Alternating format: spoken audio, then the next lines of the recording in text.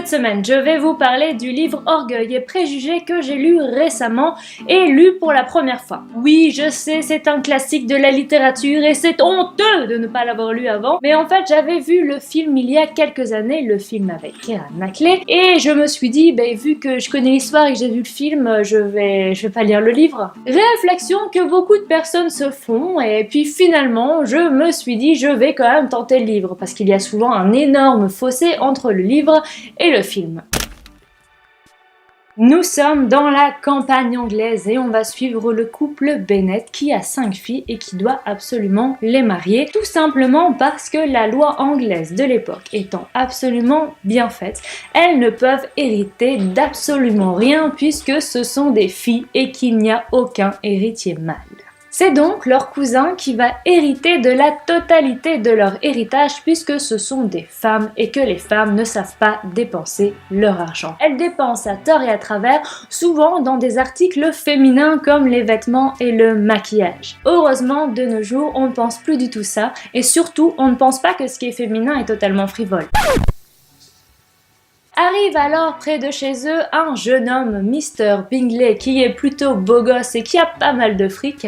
Et donc évidemment, toutes les jeunes filles des alentours vont vouloir l'épouser pour être bien placée, pour avoir un bon mari et pour avoir de l'argent. Parce que oui, à l'époque, une femme était obligée de trouver un bon mari, un bon parti, parce que sinon, aux yeux des autres, elle n'était pas grand-chose. Ce jeune homme va jeter son dévolu sur Jen, la fille aînée des Bennet, et fort heureusement pour leur famille et surtout pour leur mère, qui n'a qu'une idée en tête, marier toutes ses filles, comme je vous l'ai dit.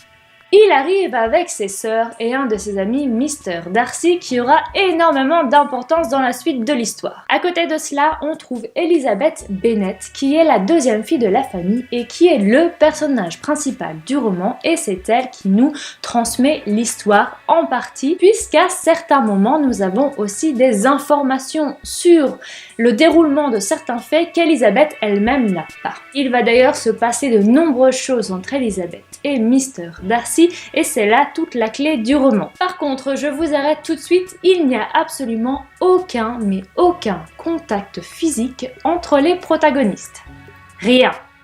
Absolument rien. Ce livre est sorti en 1813 et a été écrit par Jane Austen. Il a eu énormément de succès à sa sortie, mais a rencontré pas mal de critiques à la fin du 19e siècle. Il a fallu attendre le début du 20e siècle et Virginia Woolf pour lui redonner toutes ses lettres de noblesse. C'est un des livres les plus traduits et il y a eu aussi énormément de rééditions. Pour ma part, j'ai choisi cette réédition parce qu'elle est quand même pas mal. L'humour est extrêmement présent puisque c'est une satire de la société anglaise de l'époque et cela se traduit par la façon dont les personnages sont décrits ou encore par leur dialogue. Les personnages de Jane Austen lui donnent la possibilité de critiquer cette époque qu'elle déteste tant. Elle choisit des personnages qui ont une extrême intelligence et qui n'hésitent pas à critiquer ouvertement la société. C'est le cas d'ailleurs avec Mr. Bennet, le père de famille, qui n'hésite pas à railler ses deux plus jeunes filles par exemple parce qu'elles sont, disons-le, totalement stupides, elles ne pensent qu'aux hommes et aux vêtements et font des choses insensées parce qu'elles sont connes.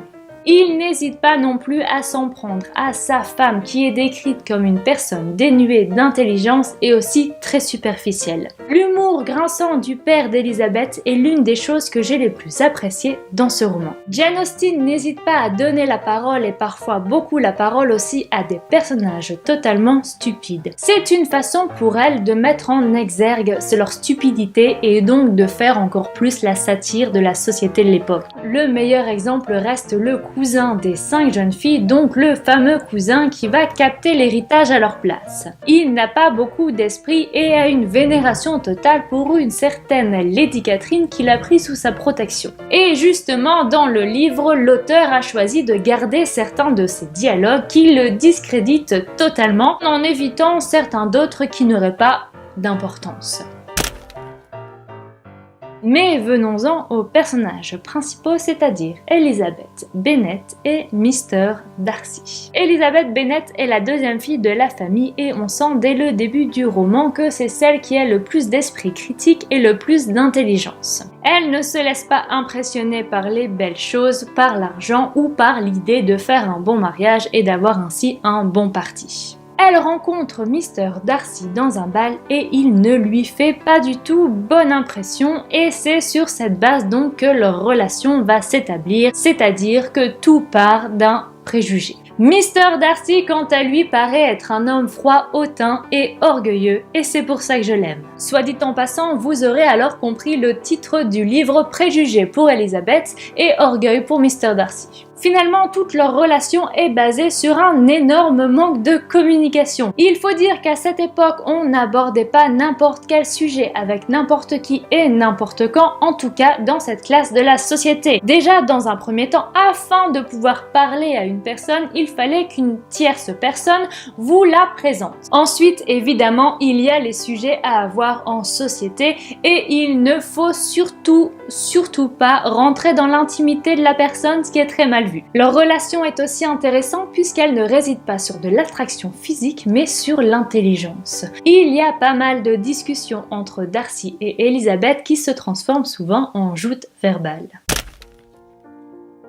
En ce qui concerne le style, le livre est très bien écrit avec un langage assez soutenu. On met peut-être quelques pages à rentrer dans l'histoire tout simplement parce qu'on n'a plus l'habitude de ce style-là, mais Dieu que c'est bon à lire.